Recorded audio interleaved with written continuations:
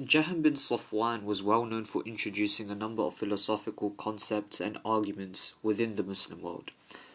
One of these philosophical arguments that it is claimed that Jahm bin Safwan introduced was the argument of Huduthul Alam, or the argument of the contingency of the world. This is the typical contingency argument that the world is created or the world is contingent, and all contingent things must have a necessary creator who himself is not contingent. So therefore the world as we know it must have a necessary creator who exists necessarily, and his existence is not dependent upon another, and he must have created the whole universe and the world as we know it.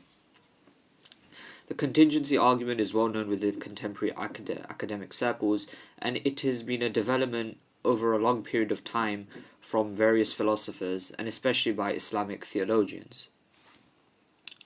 The claim is made that Jahm bin Safwan was the first to introduce this method of argumentation and this method of proof to the Muslims. And what the argument is that essentially the world is contingent. And the way to know that the world is contingent is that the bodies or things that exist within the world are contingent.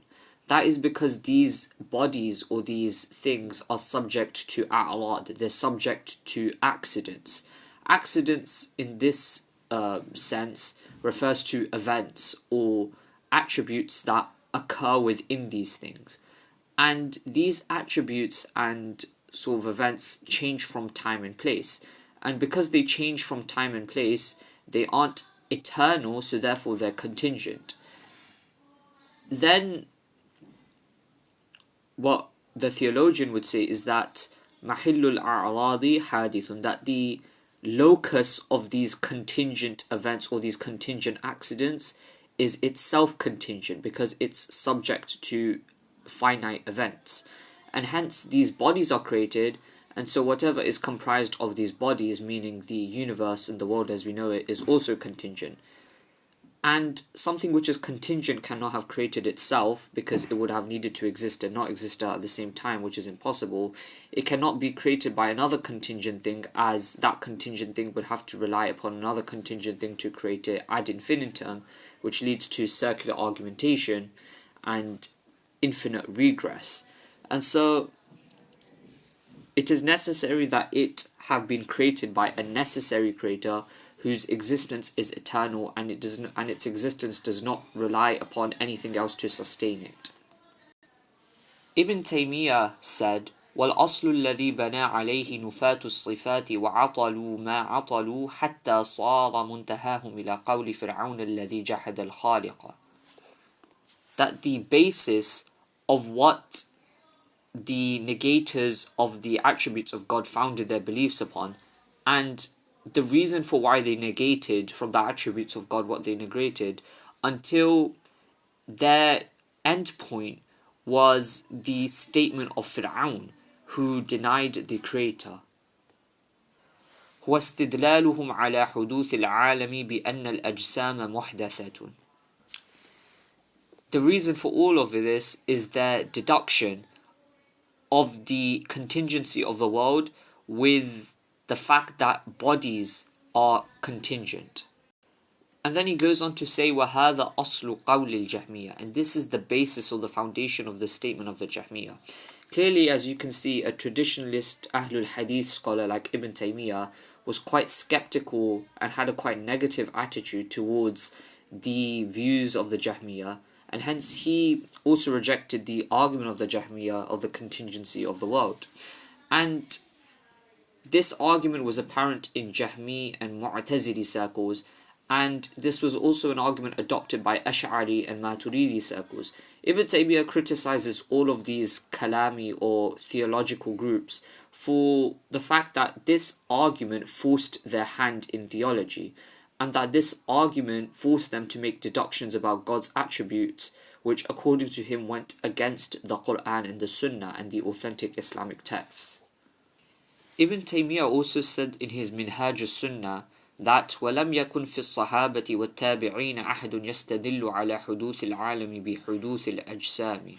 that there was none from the companions or the successors who deduced the contingency of the world with the contingency of bodies that exist within this world. And this is a very basic point, I think, within Athari and Hanbali circles, and especially within the polemical sectarian discourse of Islam. A big point that is often raised by Atharis is that this sort of theological argument of the contingency of the world, or these sort of rational theological arguments, they aren't things which the companions engaged in, or they aren't things which the early generations of Muslims engaged in. These are later developments. Ash'aris and Maturidis, however, and others like them, and the other Kalami sects would probably argue that these developments were fundamentally necessary to defend religious belief, given the prevalence of philosophy and the prevalence of rational theology at the time, due to which the Muslim belief was subject to rational attacks. Also, the point being here is to fight back with the likes of which you are being fought with, which is a Quranic principle. Thus, if somebody is using scripture to try and refute the Islamic faith, theologians would argue that we should use scripture to refute them. Similarly, if somebody is using rational argumentation to try and refute the Islamic faith, we should use rational argumentation to refute them. And if they are trying to use philosophy to refute the Islamic faith, we should use philosophy to refute them. And this is the general methodology that Muslims have adopted in every time and place. Because without rational argumentation and without philosophical debates and discourses, Muslims would have no rational methods or no rational hermeneutic tools by which to interpret and defend belief. And as such, apostasy and skepticism within the Muslim world would become very rife and prevalent. Also, it might seem kind of ironic, but Ibn Taymiyyah himself does very much engage with the philosophical tradition. In particular, he was influenced by Abu al-Barakat al-Baghdadi, the famous Islamic physician and philosopher who was influenced by the Greeks. And Ibn Taymiyyah uses a lot of philosophy in his works. And in fact, he does depart from the traditional Athari or Hanbali view of not using philosophy or rational theology. And he very much engages with his opponents in a rational and philosophical manner. Thus, it would be a mistake to view him as a traditionalist who was simply anti-rational theology, or he was against the use of reason completely. Rather, Ibn Taymiyyah had his own views regarding the theology of the Ash'aris, the Maturidis, the Mu'tazilis, and the Jahmis, and he said that these fundamentally went against the Quran and the Sunnah, whereas he viewed his own philosophy as not going against the Quran and the Sunnah. However, quite ironically, the Ash'aris and Maturidis, which Ibn Taymiyyah refuted, would pretty much argue the same thing, that their theology does not go against the Quran and Sunnah and only supports it, and only acts as a secondary tool to defend it. Ibn Qayyim also mentions similar things in his Nuniyah poem, and one of the commentators of his Nuniyah poem wrote that وَهُوَ دَلِيلٌ مُبْتَدَعٌ مُتَلَقَّى مِنْ مَبَادِئِ الْفَلْسَفَةِ الْيُونَانِيَّةِ الْوَثْنِيَّةِ, that this proof is innovated and it is received from the principles of the foundations laid out by the philosopher or by the Greek idolatrous philosophy or the Greek pagan philosophy. However, a difficulty arises here. The reality is that do we necessarily have authentic texts to prove that Jahm bin Safwan actually, said these things or actually introduced these ideas into the Muslims? If you remember my introduction video to Jahm bin Safwan, you would remember that I quite clearly said that many of the details regarding Jahm bin Safwan aren't necessarily authentically reported, and that we must be careful to critically scrutinize and analyze such reports, as they aren't always authentic and they aren't always correct. And the thing is that these topics become very polemically charged because many, especially contemporary Salafi polemicists, would use these kinds of information and details to say that Jahm bin Safwan influenced the Ash'ari school and that, his ideas of the contingency argument and Huduth al-Alam went on to influence the Ash'ari school.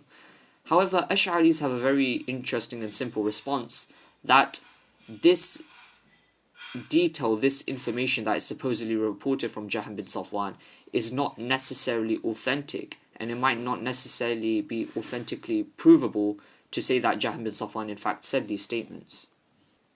Dr. Yasir Qadi himself, in his book Maqalatu Jahm bin Safwan, during his Salafi phase, he says that وَلَمْ أَجِدْ مِن نَصٍّ عَلَى أَنَّ الْجَهْمَ هُوَ الَّذِي أَدْخَلَ هَذِهِ الْأَفْكَارَ عَلَى الْأُمَّةِ الْإِسْلَامِيَّةِ غَيْرَ أَقْوَالِ شَيْخِ الْإِسْلَامِ وَتِلْمِيذِهِ. Meaning, I did not find any text in which it is claimed that Jahm bin Safwan entered these thoughts upon the Islamic nation, except for texts from Shaykh al-Islam, meaning Ibn Taymiyyah, and his student, meaning Ibn Qayyim. But he did find one text from Abu Nasr as-Sijzi. Abu Nasr as-Sijzi, who died in the year 444 Hijri, so he came 200 to 300 years after Jahm bin Safwan.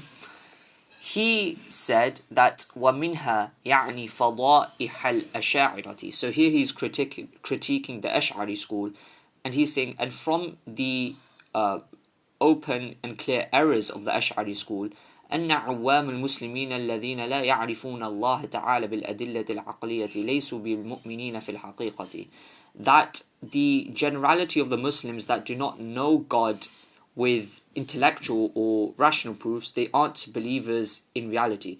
This is basically arguing that, as some Ash'ari scholars, not all of them, but some of them said, that the first wajib, the first obligatory action upon every person, whether they be accountable Muslim or non-Muslim, is to ponder in the creation of God and to deduce the existence of God through rational proofs. So he's critiquing this and saying that, well, this basically means that any Muslim who doesn't know the existence of God with intellectual or rational proofs, then according to them they aren't believers. Whereas God has simply ordered people to believe in him and not to necessarily engage in rational theology. And then he said, وَهُوَ قَوْلُ جَهْمٍ, and it is the statement of Jahm, meaning the Ash'aris received this idea from Jahm.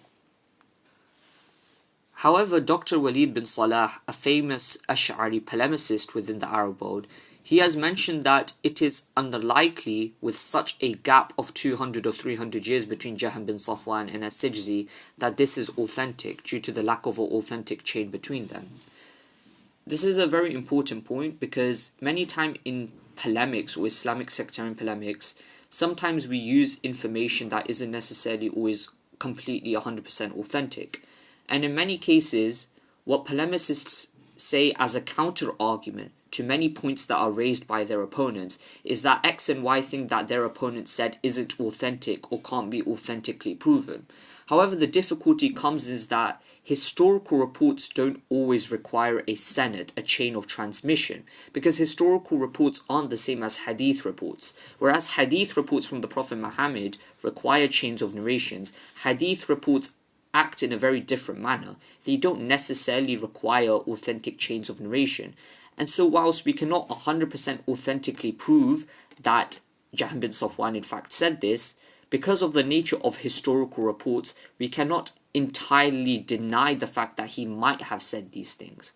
And so Ash'aris can't necessarily say that Jahm bin Safwan definitely did not say these things, as a huge number, as some historians, not a large number, but some of them have mentioned this from him, and it may be that Jahm bin Safwan said these things.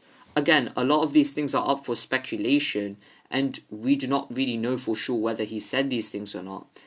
But it's very interesting to see, regardless, how Jahm bin Safwan and his supposed ideas, whether they're authentically related from him or not, and whether sort of chains of transmissions are needed in order to verify historical information, how these things operate within polemical and sectarian circles, and the kinds of arguments that sectarian polemicists use against one another, even if they be authentic or not, or even if they fail to make distinctions between historical reports or hadith reports or not.